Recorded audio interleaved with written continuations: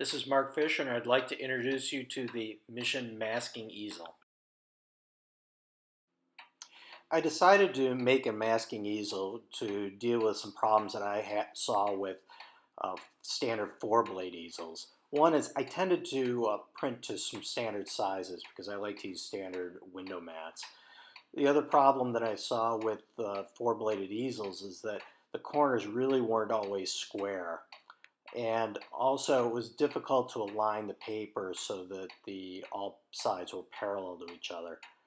Uh, One other thing that I had problems with too is that with very curled paper, I particularly had this problem with some Kentmere paper. It was very, very difficult to align. So I wanted to design this so that it was could handle very curled paper. And lastly, I was frustrated by not being able to maximize the enlargements that I had because when I put the easel all the way up against the enlarger column, uh, I still had quite a bit of space between the paper and the enlarger column. So I decided to design the masking easel. Now this easel comes in several paper sizes. Currently I have it as 11 by 14, 8 by 10, and 5 by 7. And the sizes that or the ratios that I normally print to are 1 to 1 that is square, 6 by 9, which is similar to 35 millimeter, and 4 by 5. Because I'll be using a CNC router or a laser cutter to make these, I can go ahead and make any size that people want. So I can make any size panorama like 6 by 17 or 1 to 2. Uh, One thing that I'm also interested in is potentially making a 16 by 20 version of it. Also, I'm very anxious to hear what your input is as to what you might want.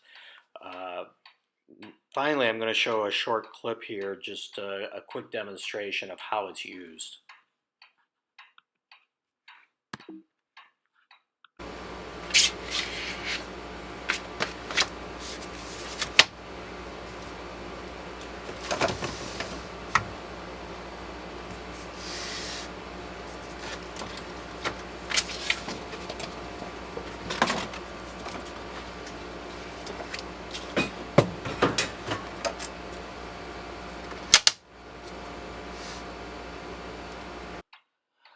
Well, I showed this first version to a group at Photostock this year, and feedback was really positive, so I decided to go forward and try to offer this to a wider group of people.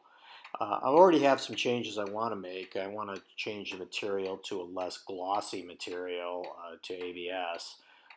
But more importantly, I really want to get input from folks like you.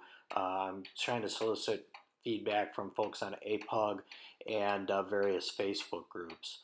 I want to take that input and integrate it into a final prototype and then go ahead and get quotes from various suppliers in the Chicago area. I hope to have that done by early September, and then I'll have a final price that I can offer it at.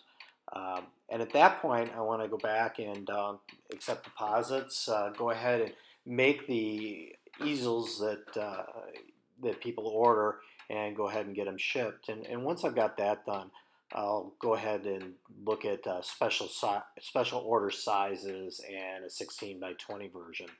So I hope you're interested or at least intrigued, and thank you very much for listening. Bye bye.